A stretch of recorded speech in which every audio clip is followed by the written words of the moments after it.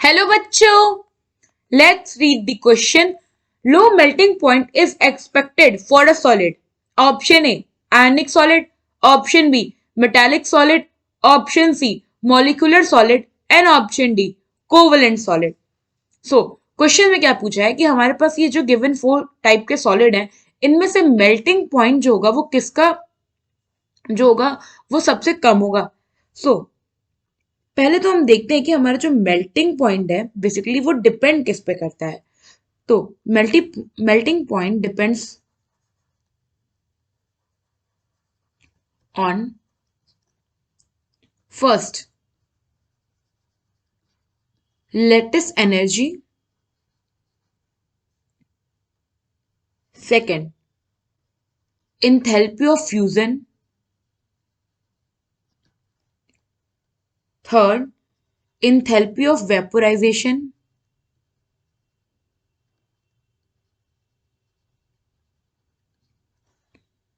and fourth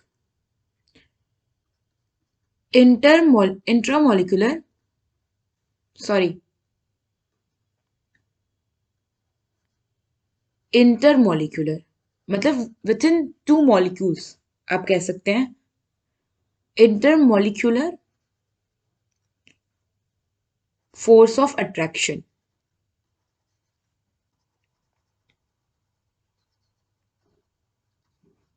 mainly इन चारों factors पे जो हमारा मेल्टिंग पॉइंट है वो डिपेंड करता है. नाउ हमारे पास हम देखते हैं कौन कौन से सॉलिड है. तो सबसे पहले है हमारे पास आयोनिक सॉलिड.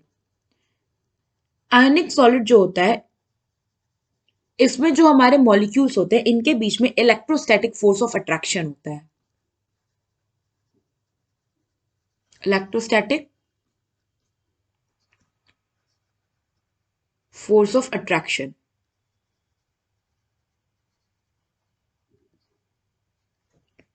सेकेंड हमारे पास है मेटालिक सॉलिड. सो जो हमारे मेटालिक सॉलिड होते हैं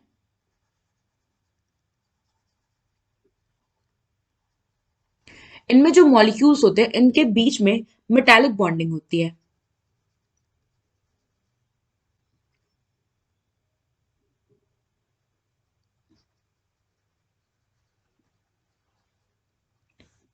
ना थर्ड है हमारे पास molecular solid.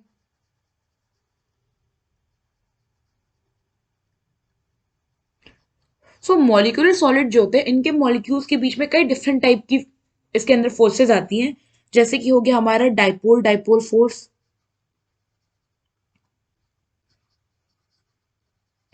Dipole dipole forces हो गए, वंडरवॉल फोर्सेस हो गए,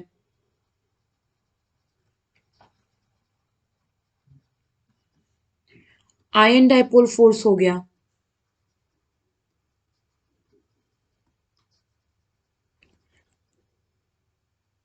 लंदन डिस्पर्जन फोर्स हो गया,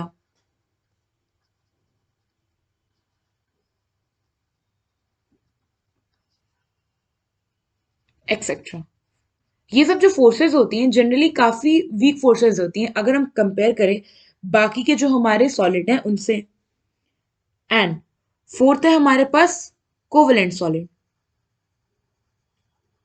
सो जो हमारे कोवेलेंट सॉलिड होते हैं इनके मॉलिक्यूल्स के बीच में कोवेलेंट बॉन्ड प्रेजेंट होता है.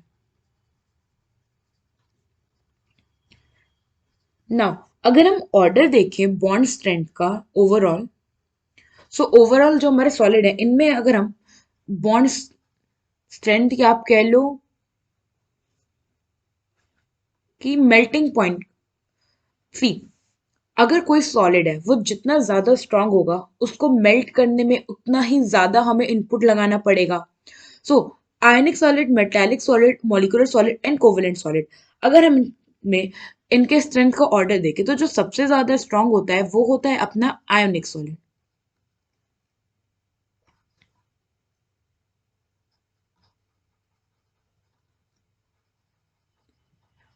आयनिक सॉलिड के बाद जो हमारा सेकेंड स्ट्रॉन्गेस्ट होता है वो होता है कोवेलेंट, या फिर आप ये कह लो कि नॉट सॉलिड, बॉन्ड्स. क्योंकि जो हमारा आयोनिक बॉन्ड होता है वो कंपैरेटिवली बाकियों से ज्यादा स्ट्रांग होता है। सो यहाँ पे हम देखते हैं बॉन्ड स्ट्रेंथ।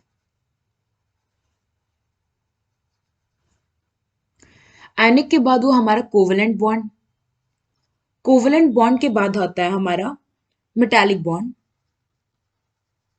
और मेटालिक बॉन्ड के बाद आता है हमारा मॉलिक्यूलर बॉन्ड, जो कि सबसे वीकेस्ट बॉन्ड होता है इन चारों में से। तो अगर हमारा बॉन्ड वीक है तो अगर हमारा जो बॉन्ड स्ट्रेंथ है वो कम है, तो जो मेल्टिंग पॉइंट होगा वो भी तो कम होगा। जो हमारा सॉलिड होगा वो क्या होगा, इजिली मेल्ट हो जाएगा। हमें कम टेम्परेचर देंगे तभी वो मेल्ट हो जाएगा। सो हमारा मेल्टिंग पॉइंट भी कम होगा। सो यहाँ पे सबसे वीकेस्ट बॉन्ड कौन था, मॉलिक्यूलर बॉन्ड। और सबसे वीकेस्ट सॉलिड कौन सा हो गया, मॉलिक्यूलर सॉलिड। और इसी मॉलिक्यूलर सॉलिड का जो मेल्टिंग पॉइंट होगा वो सबसे कम होगा।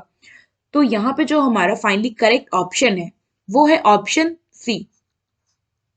आई होप आपको ये क्वेश्चन समझ में आया होगा। Thank you.